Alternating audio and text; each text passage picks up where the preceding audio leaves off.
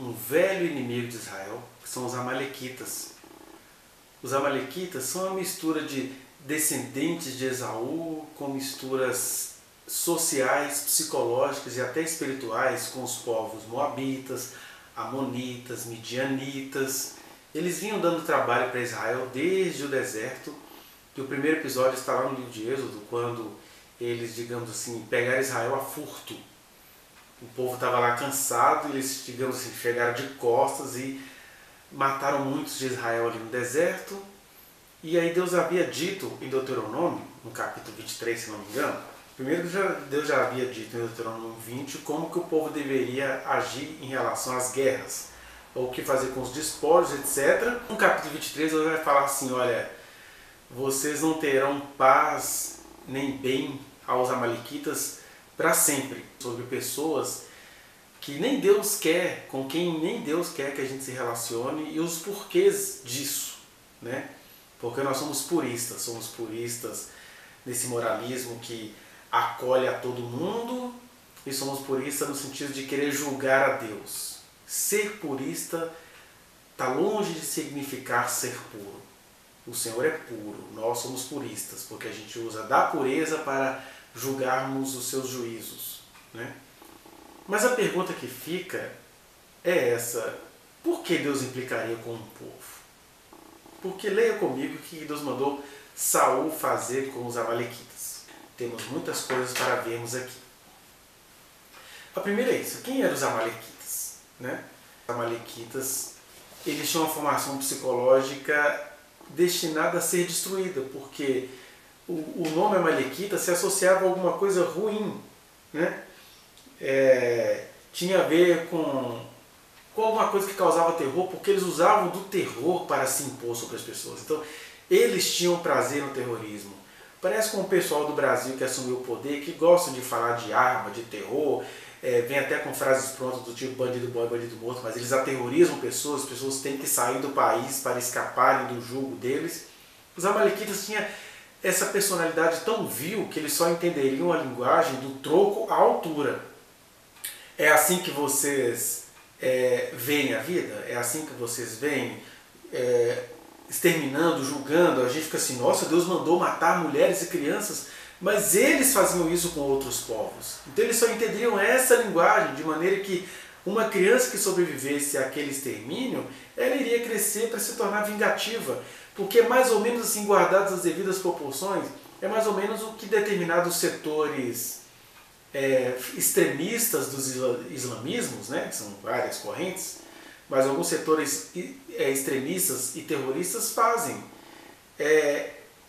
Em nome de Alá, eles conseguem uma personalidade onde eles se explodem, onde eles estão esperando uma recompensa lá no céu, então os outros não existem para eles, fica essa estrutura, forma-se uma sociedade psicopática, onde o próximo não existe, o importante é eu instituir o nome de Alá.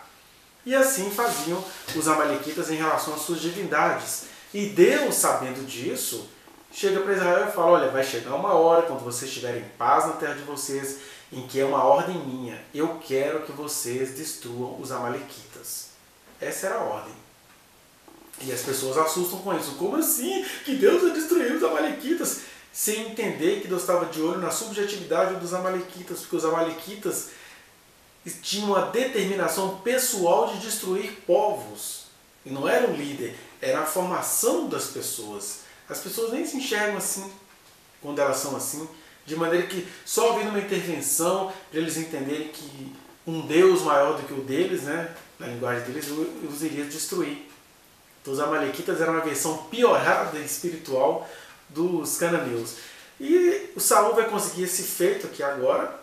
Vai vir outras complicações que a gente vai falar no próximo vídeo. Depois o Davi também acaba rechaçando aqueles que sobraram. Mas eu sei que eles vão ter um fim lá no reinado de Ezequias, quando eles têm de matar aqueles homens. A coroa amalequita, né, que seria Agag era um título. Ela ainda vai ter os seus ecos. Os amalequitas, eles acabaram se associando aos territórios de Esaú, em Petra, né, aos idumeus. E o que a gente vai ver é que nos dias da rainha Esther, digamos assim, um primeiro secretário do rei Assuero se chamava Agag, seu primeiro-ministro. Agag não. Ele era o Amã, filho de Amedata, o Agagita, mostrando que o Amã ele tinha uma ascendência amalequita, porque ele era descendente de algum Agag, daí ele ser chamado também de Agagita, de Agag, né? Para você ver que esse Amã odiou Israel, ele fez coisas horrendas com os judeus que estavam ali na cidadela de Suzã, conforme você pode ler no livro de Esther. Mas isso é só para te mostrar como que essa herança espiritual foi transplantando gerações. Assim como também os idumeus, os descendentes de Esaú, acabaram odiando Israel, uma inveja sem fundamento, os amalequitas não só tinham inveja, como eles tramavam, e eles eram violentos, eles eram virulentos, eles eram terríveis. Então, não fiquemos com dó das medidas que Deus mandou Israel tomar. Talvez uma diferença desconfortável com a qual Saul teve que lidar era no sentido de que, geralmente, quando Deus falava que Israel ia ter que exterminar cananeus, os povos provocavam a própria destruição. Eles iriam atacar Israel e aí o povo clamava ao Senhor e a batalha era renhida, era vencida por poderes sobrenaturais dados por Deus. Aqui não. Aqui Samuel aparentemente dá uma ordem a Saul. Você vai cercar os amalequitas, vai destruí-los. E aí vem aquelas perguntas filosóficas, mas o que os amalequitas, os dias de Saul, tinha a ver com aqueles amalequitas que fizeram sacanagem com Israel no deserto? Isso são as nossas perguntas morais.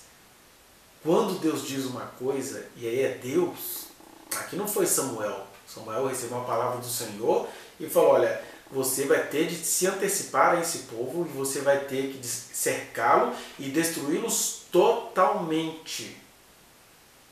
E aí começam-se as crises espirituais, porque o Saul tentou ser politicamente correto.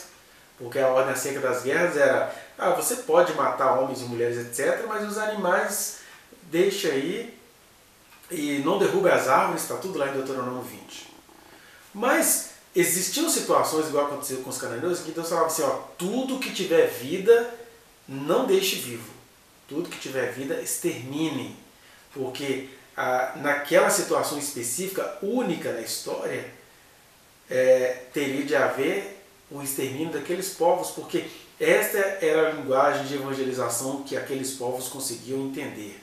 Essa é uma verdade que a gente não consegue entender com o nosso pensamento oriental, porque quando a gente vai tentar dizer, fica parecendo que nós estamos promovendo a carnificina, e aqui eu estou dizendo de uma coisa que foi única, específica, para aqueles povos. Pode ser que um caso ou outro particular Deus aplique isso, mas essas coisas jamais tiveram nada a ver com as colonizações que aconteceram a partir do século XVI, das quais o Brasil é herdeiro, né?